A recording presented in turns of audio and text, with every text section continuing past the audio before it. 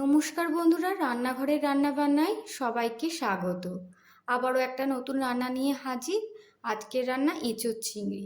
প্রথমে চিংড়ি মাছগুলোকে ভালো করে কেটে বেছে ধুয়ে নিয়েছি। এবার একটা বাটিতে সামান্য একটু জল নিয়ে সেই জলটাকে গরম করতে দেব এবং তার মধ্যে ছোটো চামচের 1 চামচ নুন আর 1 চিমটে খাবার সোডা মিশিয়ে নেব। জলটা যখন গরম হবে তখন চিংড়ি মাছগুলো আমি আস্তে আস্তে এই জলের মধ্যে দিয়ে দেব। দিয়েই গ্যাসটা অফ করে দিতে হবে।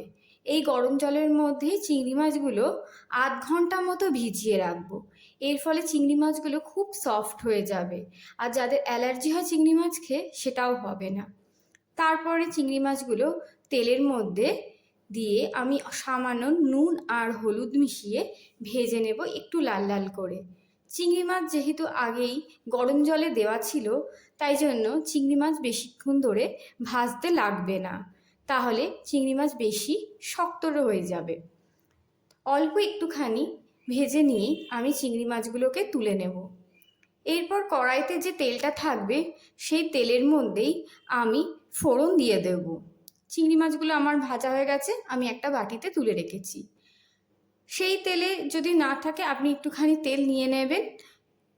পরিমাণ মতো তেলে আমি গোটা সাদা জিরে, একটা তেজপাতা, গোটা গরম মশলা আর ডুমো করে কেটে রাখা আলু, এইগুলো একটুখানি চাপা দিয়ে দিয়ে ভেজে নেব।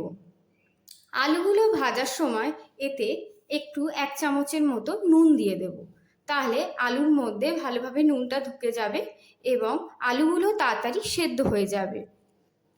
চাপা খুলে দেখে নিচ্ছি আলুগুলো মোটামুটি একটু ভাজা ভাজা হয়ে গেছে। এখন আমি এর মধ্যে একে একে মশলাগুলো দিয়ে দেব। প্রথমেই দেব 1 চামচ মতো রসুন কুচি, একটা বড় পেঁয়াজ কুচি, আর দিয়ে দেবো একটা ছোট টমেটো কুচি। এছাড়াও আমি এইগুলোকে একটুখানি স্যালো ফ্রাই মতো করে এর মধ্যে বিভিন্ন মশলা, যেমন আদা বাটা 1 চামচ, জিরের গুঁড়ো 1 চামচ, হলুদ গুঁড়ো 1 চামচ আর লঙ্কা দেব গুঁড়ো একটুখানি। এগুলো ভালো করে একটু নাড়াচাড়া করে কষিয়ে নেব। তারপর এতে 2-4টে চেরা কাঁচা লঙ্কা দিয়ে চাপা দিয়ে দেব। মশলাগুলো একটু ভাজা ভাজা হয়ে গেলে এতে সামান্য জল দিয়ে দেব। জলটা শুকিয়ে এলে এতে আর একটুখানি জল অ্যাড করে দেব, এই ছোটো কাপের 1 কাপ মতো। এরপর মশলাগুলো যখন দেখব একটু ফুটে আসছে, তখন আমি এঁচোড় কেটে ভালো করে ধুয়ে সেদ্ধ করে রেখেছিলাম। এঁচোড় সেদ্ধ করার সময় নুন আর হলুদ দিয়ে সেদ্ধ করে রেখেছিলাম, যাতে এঁচোড়ের মধ্যেও নুনগুলো ভালোভাবে ঢুকে যায়। এরপর সমস্ত মশলা, আলু, এঁচোড় সব ভালো করে কষাতে থাকবো এবং যখন ভালো করে কষে যাবে, জলটা প্রায় গা থেকে টেনে আসবে, তখন এর মধ্যে সেই ভেজে রাখা চিংড়ি মাছগুলো দিয়ে দেব। দিয়ে একটুখানি সামান্য জল দিয়ে দেবো, আবার 1/2 কাপ মতো জল দিয়ে দেবো। দিয়ে ভালো করে কষিয়ে নিয়ে একটা চাপা দিয়ে দেবো।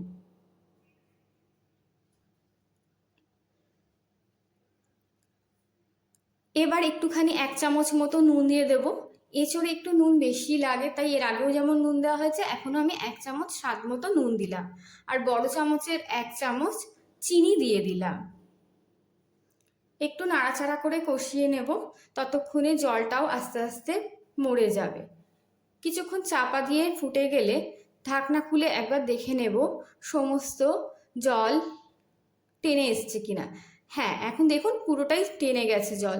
নামানোর আগে এতে ছোটো চামচের 1 চামচ ঘি আর 1/2 চামচ মতো গরম মশলা গুঁড়ো দিয়ে দেব।